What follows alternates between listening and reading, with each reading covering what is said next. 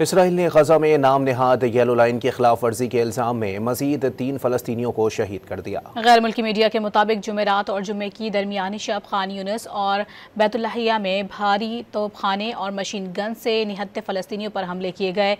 वफा न्यूज़ के मुताबिक आज भी इजरायली लड़ाका तैयारों ने मशरिकी खान यूनिस में बमबारी की, जबकि हेलीकॉप्टर से रफा में रिहायशी इलाकों को निशाना बनाया गया। 11 अक्टूबर से नाफिजुल अमल जंगबंदी के दौरान सहूनी फौज अब तक 406 फ़लस्तीनियों को शहीद कर चुकी। इसराइल ने गजा में नाम नेहाद येलो लाइन की खिलाफ वर्जी के इल्ज़ाम में मजीद 3 फ़लस्तीनियों को शहीद कर दिया। गैर मुल्की मीडिया के मुताबिक जुमेरात और जुम्मे की दरमियानी शब खान यूनिस और बैतुल्लाहिया में भारी तोपखाने और मशीन गन से निहत्ते फ़लस्तीनियों पर हमले किए गए।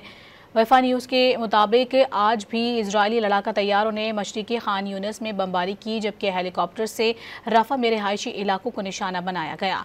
11 अक्टूबर से नाफिजुल अमल जंगबंदी के दौरान सहूनी फौज अब तक 406 फ़लस्तीनियों को शहीद कर चुकी।